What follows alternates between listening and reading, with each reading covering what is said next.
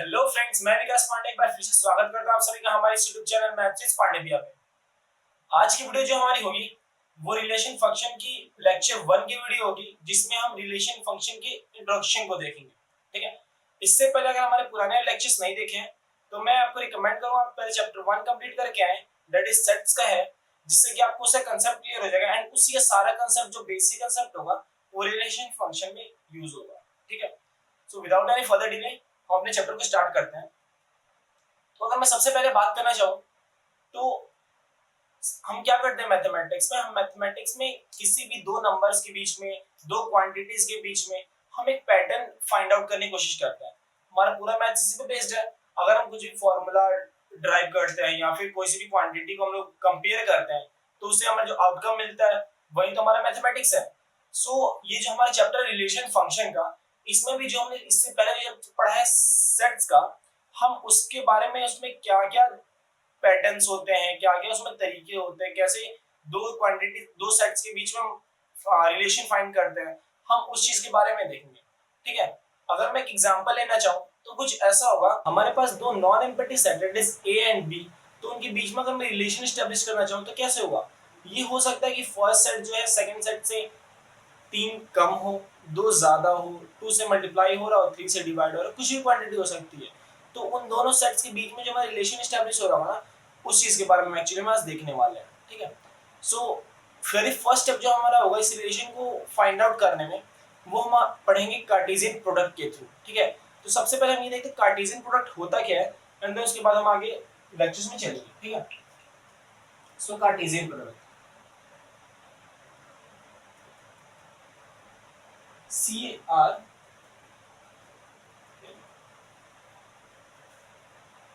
PES, क्या है Cartesian product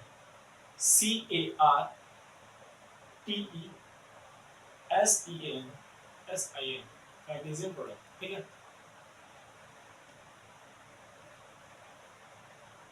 अगर हम इस पे बात करें कार्टेशियन प्रोडक्ट क्या होता है तो उससे पहले मैं आपको एक एग्जांपल के थ्रू समझाना चाहूंगा कार्टेशियन प्रोडक्ट एक्चुअली में होता क्या है। ठीक है, मान लो हमारे पास दो सेट है। ठीक है, set A and set B. अगर हम इन्हें सेट भी ना लेके चले, अगर मैं ऐसे बोलूं कि तुम्हारे पास दो क्वांटिटीज हैं, ठीक है, जिसमें एक में तो कलर है तुम्हारे पास रेड एंड ब्लू, ओके, और एक में जो है तुम्हारे पास दूसरी क्वांटिटी है जिसमें तुम्हारे पास एक है बैग, ठीक है, दूसरा है पर्स एंड थर्ड में कैसे तो शर्ट। ठीक, अगर मैं शॉर्ट फॉर्म में लिखना चाहूँ तो ऐसे लिखता हूँ B P and S, okay, and इसको मैं लिखना चाहता हूँ आर एंड बी। दोनों में भी जो है सेम आता है। हम काम करते हैं बैग को चेंज कर देते हैं, यहाँ पे हम कर देते हैं पेन। ठीक है, पेन भी दो बार हो गया। हम यहाँ पे लिख सकते हैं मार्कर। ठीक है, मार्क लिखिए। सो अगर मैं ये कहना चाहूं कि मेरे कितने नंबर ऑफ कॉम्बिनेशन बन सकते हैं इन ऑब्जेक्ट्स के, ठीक है, या फिर ये कहना चाहूं कि इन ऑब्जेक्ट से मैं कितने नंबर ऑफ पेयर बना सकता हूं, ठीक है, तो वो चीज मुझे बता के दो कि मैं ये जो मेरे पास तीन प्रोडक्ट है, मार्कर है, पर्स है और शर्ट है, इनकी कौन कौन से कलर ऑफ कॉम्बिनेशन बना सकता हूं। तो सबसे पहले तुम्हारा आंसर ये होगा कि मैं मार्कर का जो है, मार्कर का मैं पहले रेड कलर बना सकता हूं। ठीक है, अगर मैं बात करूं तो सबसे पहले हम क्या बना सकते हैं, हम बना सकते हैं मार्कर का रेड कलर, ओके, तो मैं इसको कुछ ऐसे लिखूंगा एम आर। हम बना सकते हैं मार्कर का ब्लू कलर, मार्कर का ब्लू कलर। ठीक, हम क्या बना सकते हैं, पर्स का रेड कलर हम लोग बना सकते हैं, ओके, हम पर्स का ब्लू कलर बना सकते हैं। उसके बाद और क्या, हम पर्स का पर्स तो हो चुका, शर्ट का, शर्ट का हम लोग रेड कलर बना सकते हैं एंड शर्ट का हम लोग ब्लू कलर बना सकते हैं, ओके। तो ये हमारी चीजें क्या होंगी, हमारे कॉम्बिनेशन ऑफ ऑब्जेक्ट। हमारे पास क्या निकला, कॉम्बिनेशन ऑफ ऑब्जेक्ट। सो हमने क्या देखा कि अगर हमारे पास दो क्वांटिटी हो जिसमें फर्स्ट में हमारे पास दो ऑब्जेक्ट्स हो, सेकंड में हमारे पास तीन ऑब्जेक्ट हो, तो हमारी टोटल क्वांटिटीज कितनी बन रही है 1 2 3 4 5 6, दैट इज हमारे पास 6 क्वांटिटी निकल के आ रही है। इसे हम लोग क्या कहते हैं, इसे हम लोग कहते हैं कार्टेशियन प्रोडक्ट। ओके, तो मैं यहाँ पे क्या लिखूंगा, अभी यहाँ पे लिखूंगा ए कार्टेशियन प्रोडक्ट बी, या फिर ए क्रॉस बी से मैं इसे डिनोट कर सकता हूं। Okay, so let's move to the next example, जिसमें आपको नेक्स्ट एग्जांपल के थ्रू समझाना चाहता हूं। ये क्या है कि यहाँ पे हमारे पास कोई सेट ए है। ओके, इसमें क्या है 1 2 3, ठीक है। सेट बी है हमारे पास, इसमें क्या है 4 5 6। ओके, हमारे पास दो सेट है, सेट ए और सेट बी। अब मैं बताऊं कि तुम इसमें कार्टेशियन प्रोडक्ट बताओ, दैट इज तुम मुझे ए क्रॉस बी करके बताओ कि तुम्हें ए क्रॉस बी का आंसर क्या आएगा। ठीक है, तो कार्टेशियन प्रोडक्ट में क्या करना होता है, एक बार और हम देख लेते हैं कि हमारा जो एलिमेंट बाय एलिमेंट मल्टीप्लाई होता है। ठीक है, ये पहले इससे मल्टीप्लाई होगा, फिर ये इससे मल्टीप्लाई होगा। मल्टीप्लाई नहीं कह सकते हम इसे, कॉम्बिनेशन कह सकते हैं। ठीक है, ये हम इसे कॉम्बिनेशन कहेंगे। ऐसा मत सोचना है मल्टीप्लाई का साइन है, क्रॉस का साइन पर इसे मल्टीप्लाई करेंगे ना, भले इसका नाम प्रोडक्ट है लेकिन ये क्या है, ये कॉम्बिनेशन बनाता हम इसका। पहले m का कॉम्बिनेशन रेड से बनेगा, फिर m का कॉम्बिनेशन ब्लू से बनेगा, सेम p का कॉम्बिनेशन r से बनेगा, फिर p का कॉम्बिनेशन तुम्हारा b से बनेगा, वैसे ही ऐसे कॉम्बिनेशन भी बनेगा। तो ये होता है हमारा कार्टेशियन प्रोडक्ट। सो हम इसका निकालना चाहें A Cartesian product of B, that is A cross B, तो हम कैसे फाइंड आउट करेंगे। सबसे पहले 1 जो है वो 4 से बनाएगा अपना प्रोडक्ट। ठीक है, उसके बाद 1 जो है 5 से प्रोडक्ट बनाएगा। उसके बाद क्या होगा, 1 जो है 6 से प्रोडक्ट बनाएगा। उसके बाद क्या होगा, 1 जो है सॉरी 1 का तो काम हो गया, 2 जो है 2 हमारा 4 से प्रोडक्ट बनाएगा, 2 5 से बनाएगा, एंड देन 2 6 से बनाएगा।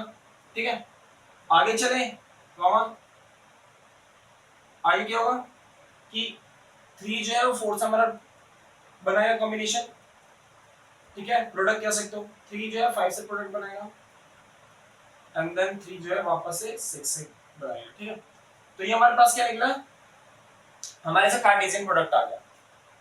तो क्या इस चीज से मैं ये कंक्लूजन निकाल सकता हूं कि नोट पढ़ा के लिखना, या फिर डेफिनेशन हम कहते हैं कार्टेशियन प्रोडक्ट का डेफिनेशन। ठीक है, कार्टेशियन प्रोडक्ट का डेफिनेशन क्या कहेंगे, if A and B are two non-empty set, non-empty set, ये दो जो है वो नॉन एम्प्टी सेट है, तो मैं ए क्रॉस बी कैसे लिख सकता हूं, A cross B is equal to A comma B colon A belongs to set A and B belongs to set B. क्या मैं इस चीज को ऐसे लिख सकता हूं, आई होप आप लोग इस फॉर्म से जो है दैट इज हमारा सेट बिल्डर फॉर्म, इससे आप लोग ना फेमिलियर हो गए होंगे। ठीक है, अब तो ये चीज आपको समझ में आ रही होगी एक्चुअली इसके कहने का मतलब क्या होता है। ओके, सो ये कहना क्या चाहता है, ये कहना चाहता है कि हमारे पास सेट ए है और सेट बी है और दोनों नॉन एम्प्टी सेट है, तो उनका जो क्रॉस होगा ना वो इक्वल होगा ए कॉमा बी से, जिसमें ए क्या है आपको वो एलिमेंट है जो ए से बिलोंग कर रहे हैं, बी क्या है वो एलिमेंट है जो बी से बिलोंग कर रहा है। ठीक है, मैं इसको ऐसा नहीं लिख सकता बी कॉमा ए, मैं नहीं लिख सकता।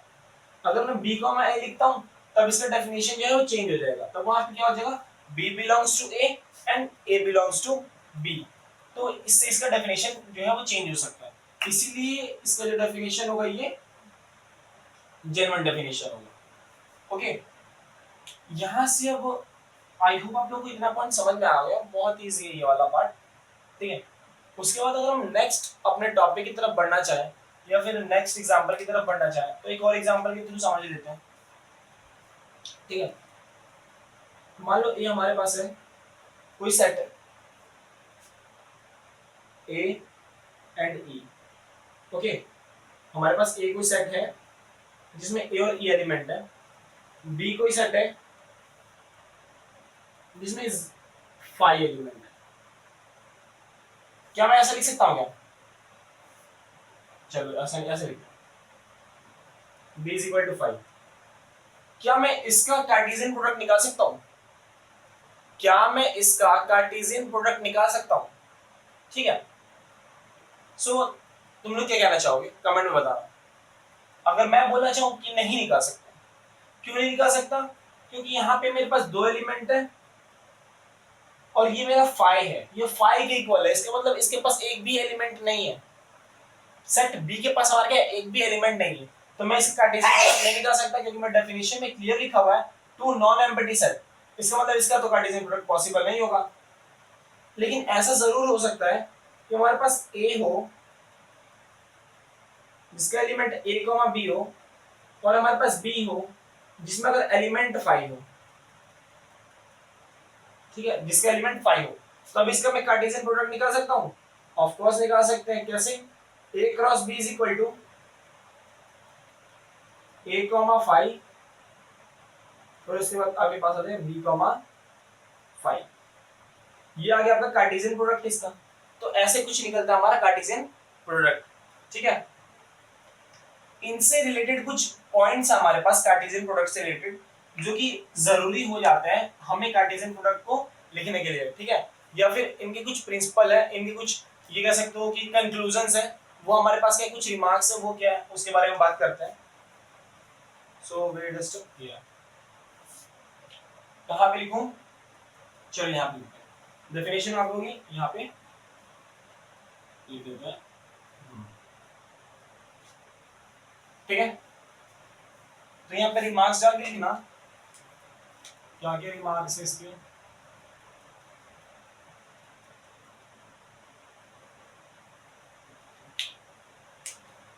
फर्स्ट नंबर रिमार्क हमारा ये है कि if A and B are two non-empty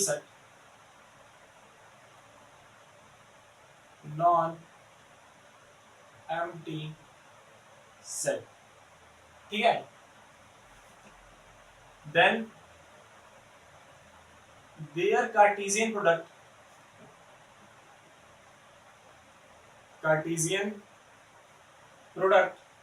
इनका जो कार्टेशियन प्रोडक्ट आएगा represents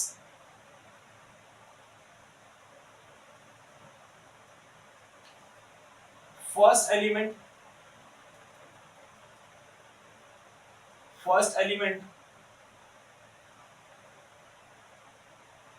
in the product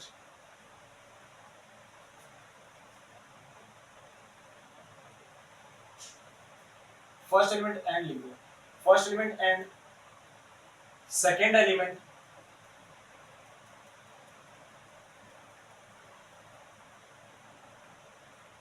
in the product,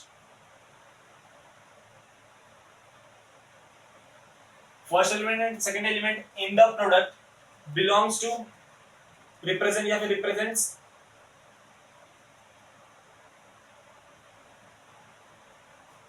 first element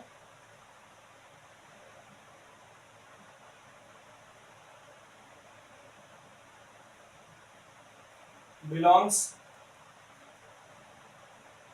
to first set and second elements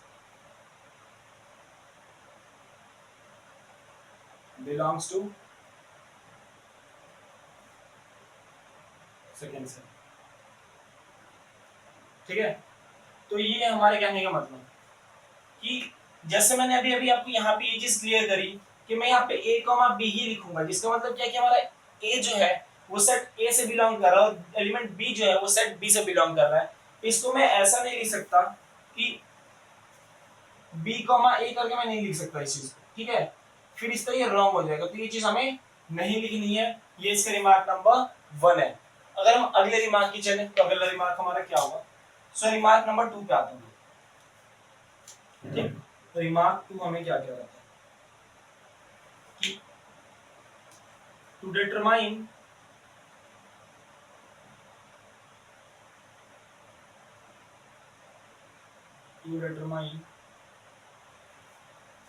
Cartesian product CARTE Cartesian product sets should be non-empty set,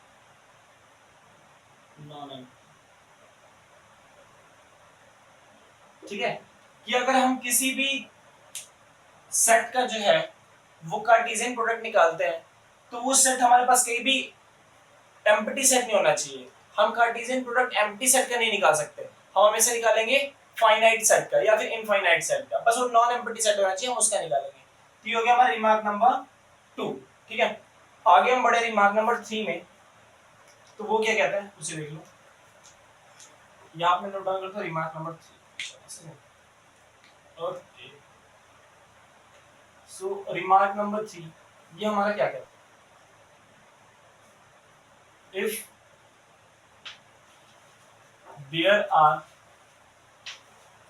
p elements in set P and q elements in set Q, set Q, then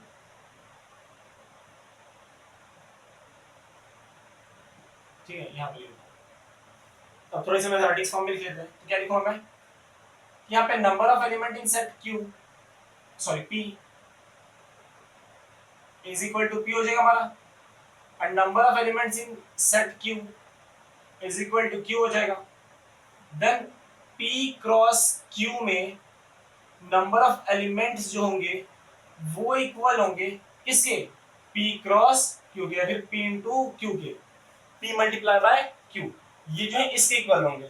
okay, ये हमने चीज अभी पहले भी देखी जब मैंने आपको पिछले एग्जांपल में बताया था, ठीक है, कि यहाँ पे जो एग्जांपल लिखा था उसमें मैंने क्या बताया था कि हमारे पास जो नंबर टोटल ऑफ एलिमेंट कैसे आएंगे, सेट ए में जितने एलिमेंट्स है वो और सेट बी में जितने एलिमेंट्स है वो दोनों को मल्टीप्लाई कर दो। तो यहाँ पे एक बार देखना, सेट ए में कितने एलिमेंट है, ए और ई दो एलिमेंट है, सेट बी में ओनली वन एलिमेंट है that is 5, A and B, और इसमें 5 है।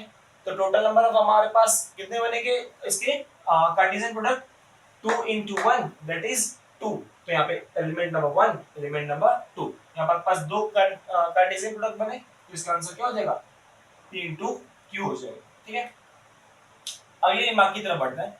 लास्ट रिमार्क जो हमारा रिमार्क नंबर 4, सो ये निकाल लेते हैं। हम अगले रिमार्क की तरफ बढ़े तो रिमार्क नंबर 4 कहता है कि हमसे कि A क्रॉस A, अगर A जो है हमारा एक ही सेट है तो उसका कार्टेशियन प्रोडक्ट किसके इक्वल होगा, A comma B comma C के।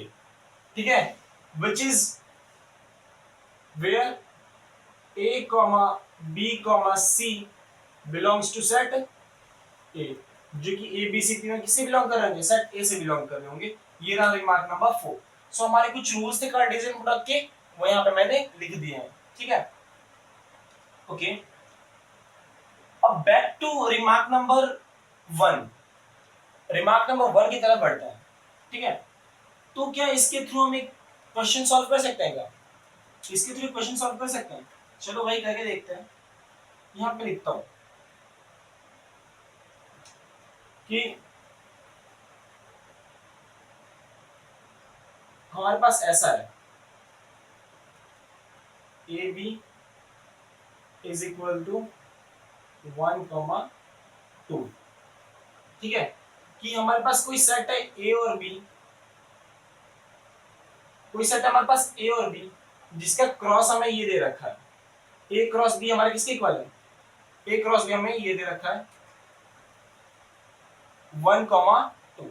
हमारे पास ए क्रॉस बी कितना दे रखा है 1,2 दे रखा है। तो तुम ये बताओ कि मुझे ए की वैल्यू बताओ एंड बी की वैल्यू बताओ क्या होगी। ठीक है, चलो देखते हैं इसी।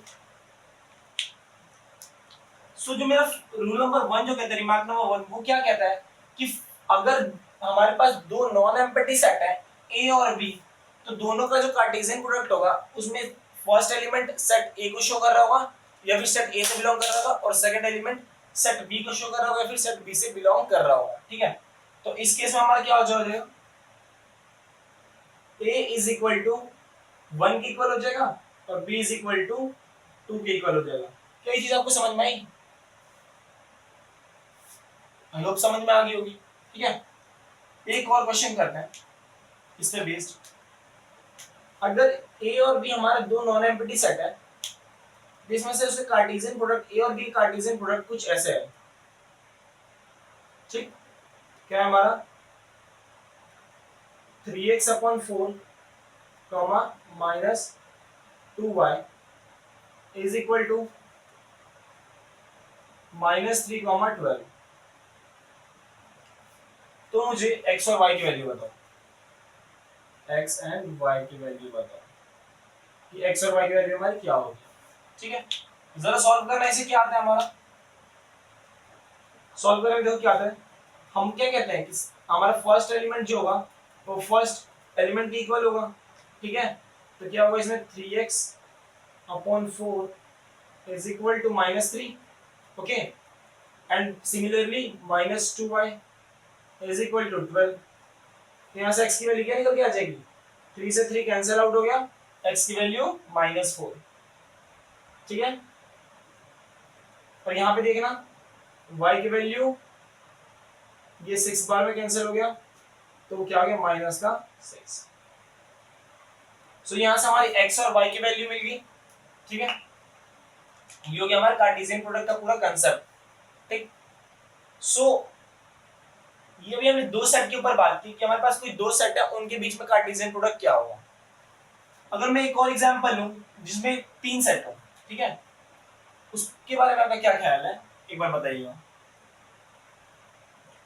फॉर एग्जांपल हमारे पास एक सेट है ए, ठीक है, जिसके एलिमेंट है 1,2 1,2। तो सबसे पहले तो ये डिटरमाइन करो कि number of elements in A cross ए कितने होंगे, एंड देन उसके बाद मुझे डिटरमाइन करो भाई, ये बताओ कि ए क्रॉस ए की वैल्यू कितनी होगी, कि ए क्रॉस ए मेरा कितना होगा। ठीक है, इसे एक बार कैलकुलेट करते हैं। तो ये कैसे होगा, सबसे पहले देखो ए में कितने एलिमेंट है, 2 है, तो number of element in A is equal to कितना हो जाएगा, 2 हो जाएगा हमारा। So number of elements in A cross A में कितना हो जाएगा। हमने ये वाले रूल में क्या पढ़ा है कि अगर हमारे पास सेट P में P एलिमेंट और सेट Q में Q एलिमेंट है, तो हमारा प्रोडक्ट में कितना होगा, P इंटू Q होगा। तो सिमिलरली अगर सेट A में 2 एलिमेंट है, तो एक ही सेट बार बार रिपीट कर रहा है, 2 एलिमेंट और 2 एलिमेंट, तो तीनों क्रॉस कितना हो जाएगा, 2 इंटू 2। इसमें टोटल नंबर ऑफ एलिमेंट कितने होंगे, 8 हो जाएंगे। So total number of element in A cross ए कितना हो जाएगा, 8 हो जाएगा। ये रहा आपका फर्स्ट वाले क्वेश्चन का answer, that is number of element in A cross ए। आगे बढ़े तो हम क्या कहेंगे, ए क्रॉस ए की हमें वैल्यू निकालनी है। ठीक है, वो कैसे निकालेंगे वो आज देखते हैं।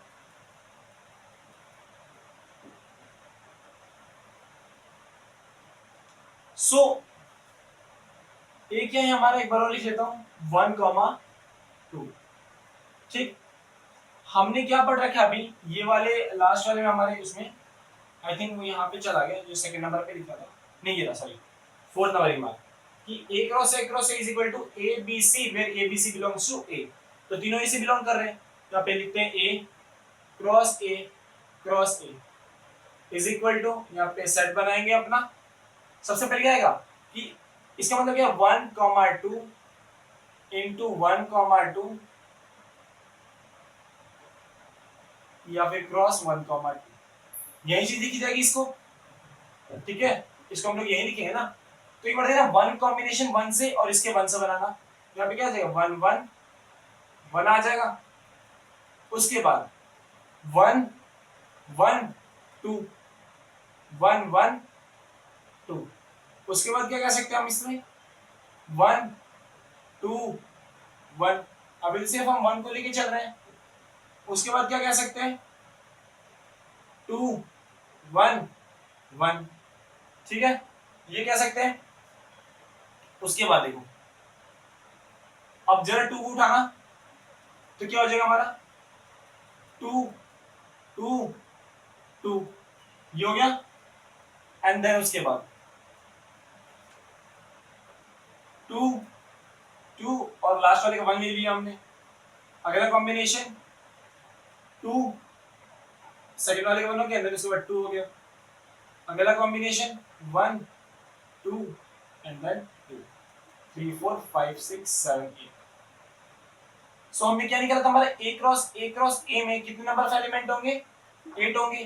क्या हमारे इसमें 8 नंबर ऑफ एलिमेंट आ रहे हैं, एक बार काउंट कर लो 1 2 3 4 5 6 7 8, तो ये हमारे पास 8 नंबर ऑफ एलिमेंट आ रहे हैं। सो नंबर ऑफ एलिमेंट हमारा a क्रॉस a जो वेरीफाई हो रहा है इसमें कितना आ रहा है 8 नंबर ऑफ एलिमेंट्स आ रहे हैं। सो ये हमारा प्रोडक्ट सही है, कार्टेशियन प्रोडक्ट हमारा सही है, ठीक है। सो आई होप आप लोग ये सारा कंसेप्ट जो कार्टेशियन प्रोडक्ट का है वो समझ में आ गया होगा, और आप इन सब के बेस पे एक्सरसाइज 2.1 का सॉल्यूशन कर सकते हैं। एक बार खुद से ट्राई कीजिएगा, अगर नहीं होता तो अगली जो हमारी लेक्चर होगी वो इसी पे बेस्ड होगी कि एक्सरसाइज 2.1 का सॉल्यूशन पे, ठीक है। आज की वीडियो के लिए इतना ही, मिलते हैं अगली वीडियो में, till then thank you so much, bye bye.